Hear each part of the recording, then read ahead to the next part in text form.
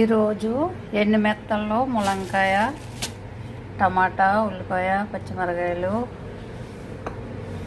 గుడ్డు బాయిల్ చేసుకుని పెట్టుకున్నానండి. కూర వండుకుందాం. ఎండు మెత్తలు ఇవ్వండి, నీళ్ళు వేసి నానబెట్టుకుందాము. వేసుకుంటుంది కదండి, ఎక్కువ నానబెట్టుకుని శుభ్రం కడుక్కుందాం. స్టవ్ వెలిగించి సట్టి పెట్టుకుని కొద్దిగా నూనె వేసుకున్నామండి. నూనె వేడెక్కిందండి. ఎండు మెత్తలు ఫ్రై చేసుకున్నామండి. చూడండి, ఎండు మెత్తలు బాగా ఎగిపోయి ఉల్లిపాయలు వేసుకున్నాం. ఉల్లిపాయలు, ఎల్లుల్లిపాయలు, పచ్చిమిరకాయలు అన్నీ వేసుకున్నామండి. చిన్న మంటను మూత పెట్టుకుందాం. ఉల్లిపాయలు కొద్దిగా వేగాక కదండి, కడిగి పెట్టుకుందాం. ములంకాయలు కూడా వేసుకుందాం.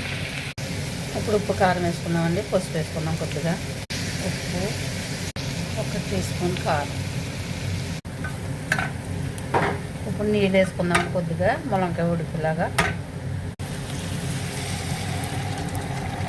ములంకాయ ఉడికినాక టమాటా వేసుకుందామండి. చూడండి, ఆల్మోస్ట్ ములంకాయ ఉడికిపోయింది. టమాటా వేసుకుందాం. ఉడకనిద్దామండి. ఇంకానే కొంచెం అంత చింతపండు నీళ్ళు వేసుకున్నాము. పులుపు పడుతుంది. ములంకాయ పులుసు రెడీ అయిపోయిందండి. కొత్తిమీర వేసుకున్నాం లాస్ట్ని.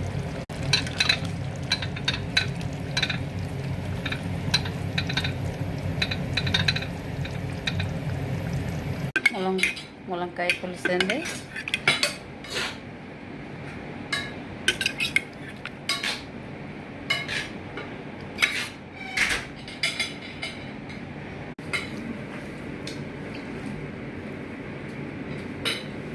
근데 왜 할때